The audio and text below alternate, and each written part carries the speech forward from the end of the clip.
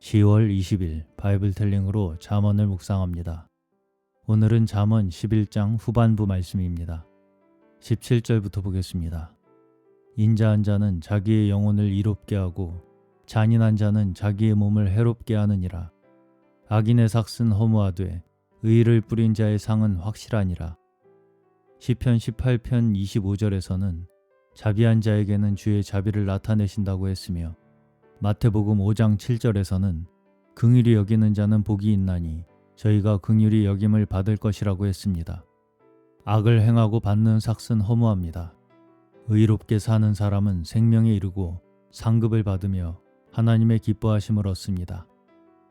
19절 의를 굳게 지키는 자는 생명에 이르고 악을 따르는 자는 사망에 이르느니라.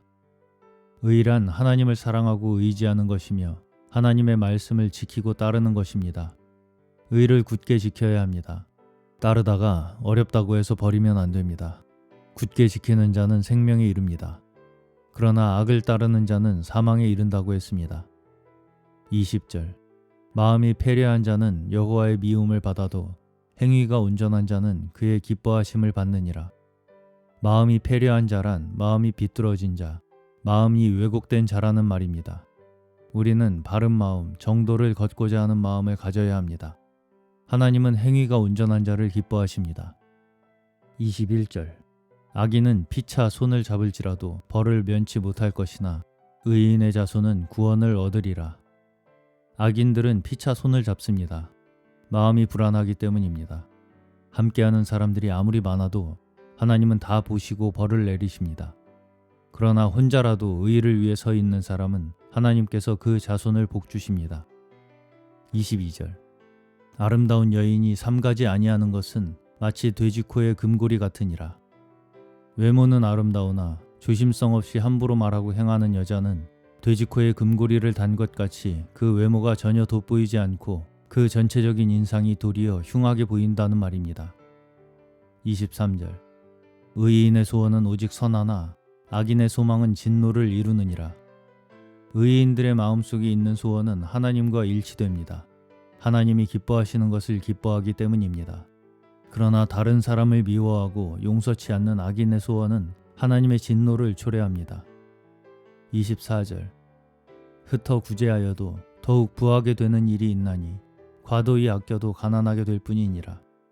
흩어 구제한다는 것은 가난한 자들을 위해 아낌없이 주는 것입니다. 그럴 때 하나님으로부터 축복을 받습니다. 반면에 과도히 아껴도 도리어 가난하게 된다고 했습니다. 25절 구제를 좋아하는 자는 풍족하여질 것이요 남을 윤택하게 하는 자는 윤택하여지리라. 구제를 좋아하는 자, 궁핍한 자에게 주기를 좋아하는 자는 풍족하게 됩니다. 남을 윤택하게 하는 자가 윤택하여진다는 것은 진리입니다. 성도들은 긍휼을 베풀어 다른 사람들이 잘되게 기도하고 도움을 줄 수 있기를 바라야 합니다. 그러면 그 사람이 복을 받고 잘됩니다. 26절 곡식을 내지 아니하는 자는 백성에게 저주를 받을 것이나 파는 자는 그 머리에 복이 임하리라. 다른 사람들은 굶주리든 말든 자기만 배부르면 그만이라는 사람은 백성에게 저주를 받을 것이라 하였습니다. 27절 선을 간절히 구하는 자는 은총을 얻으려니와 악을 더듬어 찾는 자에게는 악이 임하리라.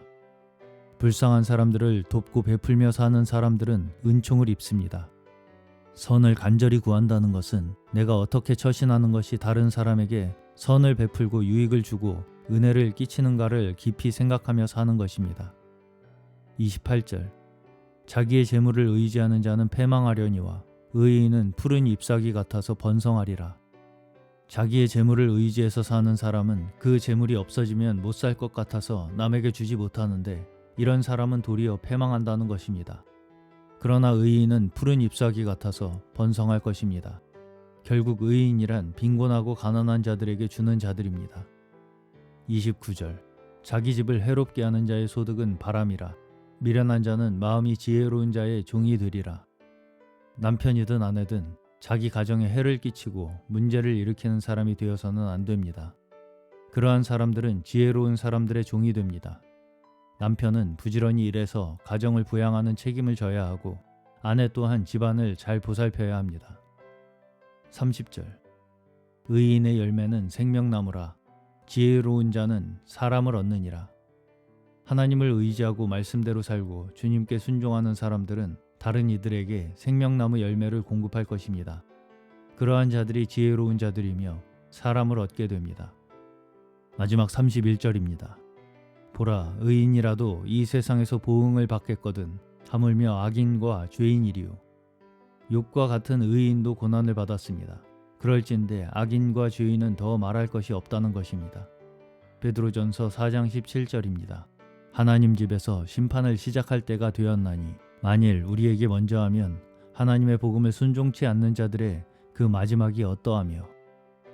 오늘도 주님의 선하심과 인자하심을 구하는 참된 지혜의 삶을 살기를 소원하는 저희 모두 되시기를 주님의 이름으로 축원합니다.